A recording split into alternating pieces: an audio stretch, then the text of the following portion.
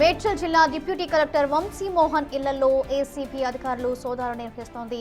వంశీ మోహన్ పై ఆదాయానికి మించిన ఆస్తుల కేసు నమోదు చేసిన ఏసీబీ తెల్లవారుజాము నుంచి ఏకకాలంలో 8 ప్రాంతాల్లో ముమ్మరంగా సోదాలు చేస్తుంది. సోదాల్లో భాగంగా వంశీ మోహన్ ఇళ్లలో సుమారు 100 కోట్లకు పైగా ఆస్తులను ఏసీబీ అధికారులు గుర్తించారు.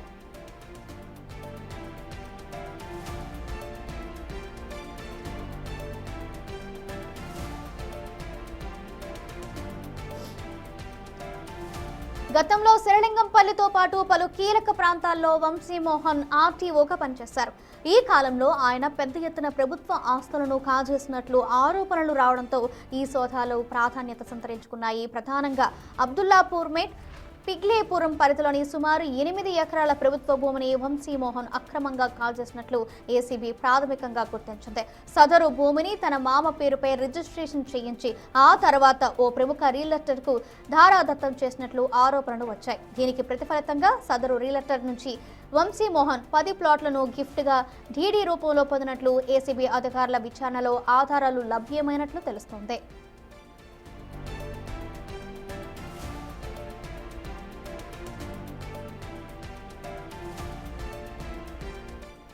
వనస్థలిపురం ఎన్జీఓస్ కాలనీలోని వంశీ మోహన్ ఇంట్లో ఏసీబీ అధికారులు సుదీర్ఘంగా తనిఖీలు చేస్తున్నారు.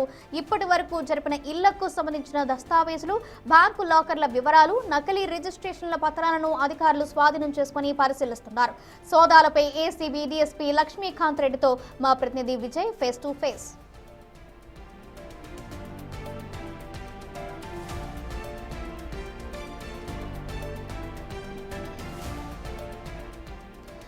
కలెక్టర్ వంశీ మోహన్ ఇళ్లలో ఏసీబీ అధికారులు దాడులు చేస్తుంది. వంశీ మోహన్ ఆదాయానికి మించి ఆస్తుల కేసులో ఏసీబీ తెల్లవారుజామున 8 నుంచి 8 ప్రాంతాల్లో ముమ్మరంగా సోదాలు చేస్తుంది. ఇందులో భాగంగా సోదాల్లో వంశీ మోహన్ ఇళ్లలో సుమారు 100 కోట్లకు పైగా ఆస్తులను ఏసీబీ అధికారులు గుర్తించారు. గతంలో శరలింగంపల్లితో పాటు పలు కీలక ప్రాంతాల్లో వంశీ మోహన్ ఆర్టీఓగా పనిచేశారు. ఈ క్రమంలోనే ఆయన పెద్ద ఎత్తున ప్రభుత్వ ఆస్తులను కాజేసినట్లు ఆరోపణలు రావడంతో ఈ సోదాలు ప్రాధాన్యత సంతరించుకున్నాయి. ప్రధానంగా అబ్దుల్లాపూర్ మేట్ పిగ్లేపురం పరిధిలోని సుమారు 8 ఎకరాల ప్రభుత్వ భూమిని వంశీ మోహన్ అక్రమంగా కాజేసినట్లు ఏసీబీ ప్రాథమికంగా గుర్తించింది. దీంతో సదరు భూమిని తన మామ పేరుపై రిజిస్ట్రేషన్ చేయించుకుని ఆ తర్వాత ఓ ప్రముఖ రియల్టర్కు ధారాదత్తం చేసినట్లు ఆరోపణలు వచ్చాయి. దీనికి సంబంధించి మరింత సమాచారం మా ప్రతినిధి విజయ్ అందిస్తారు.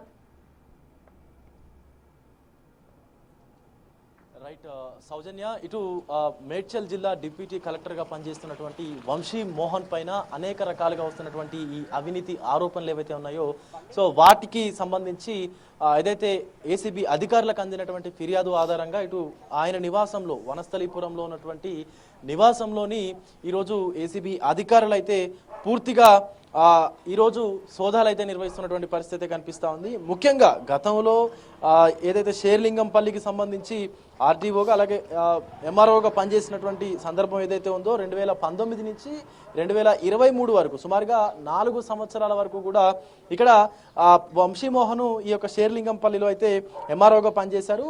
ఆ సందర్భంలో కూడా అనేక రకాలుగా ఇటు ఏదైతే ల్యాండ్స్కు సంబంధించినటువంటి భూ వివాదాలకు సంబంధించి కూడా అనేక రకాల ఆరోపణలు అయితే ఎదుర్కొన్నటువంటి సందర్భం ఉంది. కాబట్టి సో దీనికి సంబంధించి కూడా ఇటు వంశీ మోహన్ పైన అధికారులు అయితే ఏదైతే ఆయనకు సంబంధించినటువంటి అక్రమ ఆస్తులు ఉన్నాయో వాటికి సంబంధించి కూడా ఇటు సోదాలు అయితే నిర్వహిస్తూ ఉన్నారు. ఇటు ఇంటితో పాటు సుమారుగా 8 చోట్ల పూర్తిగా వంశీ మోహన్కు సంబంధించినటువంటి బంధువులు కావచ్చు, అలాగే ఇతర కుటుంబ సభ్యులు కావచ్చు, లేకపోతే అటు మరో చోట్ల కూడా ఇటు ఏసీబీ అధికారులు అయితే సోదాలు నిర్వహిస్తూ ఉన్నారు. ఈవెన్ గుంటూరులో ఉన్నటువంటి బంధువులైనటువంటి ఆ వంశీ మోహన్కి మామ అయినటువంటి గుంటూరులో కూడా ఇక్కడ వంశీ మోహన్కు సంబంధించినటువంటి మామ ఇంట్లో కూడా సోదాలు అయితే నిర్వహిస్తూ ఉన్నారు.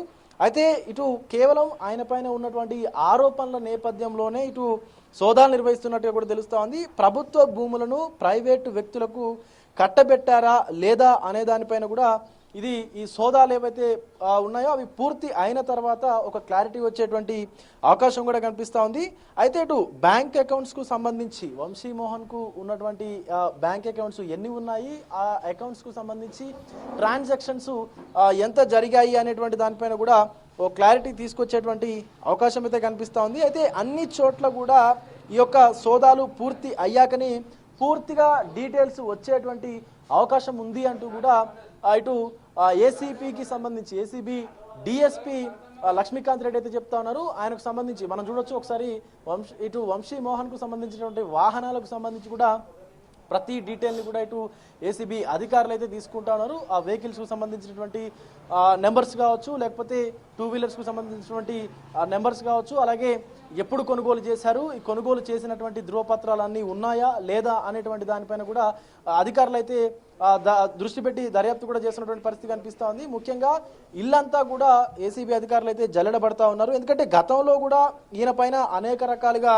ఆరోపణలు వచ్చాయి. ఆ ఆరోపణల నేపథ్యంలోనే ఇప్పుడు ఏసీబీ అధికారులు అయితే సోదాలు నిర్వహిస్తున్నటువంటి పరిస్థితి కనిపించింది. కాబట్టి ఎందుకంటే ఏదైతే గతంలో మనము ఆయన షేర్లింగంపల్లికి సంబంధించి ఏదైతే ఉందో ఆ ఎంఆర్ఓగా పనిచేసినప్పుడు కూడా ఒక రియల్టర్ దగ్గర సుమారుగా 10 ప్లాట్ల వరకు గిఫ్ట్ డీడ్ తీసుకున్నట్టుగా కూడా కొన్ని ఆరోపణలు ఉన్నాయి. ఆ గిఫ్ట్ డీడ్ తీసుకున్నటువంటి ప్లాట్లన్నింటినీ కూడా పూర్తిగా ఆయన తండ్రి అలాగే మామల పేర్ల మీద కూడా మార్చినట్లుగా కొన్ని ఆరోపణలు వస్తున్నటువంటి నేపథ్యంలోనే ఇప్పుడు ఏసీబీ అధికారులు అయితే ఇటు వంశీ మోహన్ పైన కూడా పూర్తిగా ఫోకస్ చేసినటువంటి పరిస్థితి కనిపిస్తూ ఉంది. అండ్ అలాగే ముఖ్యంగా వంశీ మోహన్ కు సంబంధించినటువంటి కుటుంబ సభ్యులు ఎవరైతే ఉన్నారో సో వారికి సంబంధించినటువంటి బ్యాంక్ అకౌంట్ డీటెయిల్స్ కావచ్చు, లేకపోతే ఈయనకు అత్యంత సన్నిహితంగా ఉంటూ ఏదైతే అంటే వంశీ మోహన్ చేస్తున్నటువంటి యొక్క అక్రమాల్లో పాల్పంచుకుంటా ఉన్నారో వాళ్ళపైన కూడా కఠిన చర్యలు తీసుకునేటువంటి అవకాశం ఉన్నట్టుగా తెలుస్తూ ఉంది. అబ్దుల్లాపూర్ మెట్కు సంబంధించి ఏదైతే 8 ఎకరాల భూ వివాదం ఉందో దానికి సంబంధించి కూడా ఆ లెక్కలన్నీ కూడా ఏసీబీ అధికారులు తేల్చేటువంటి అవకాశం అయితే కనిపిస్తూ ఉంది మనకి. Soujanya. Right, thank you Vijay.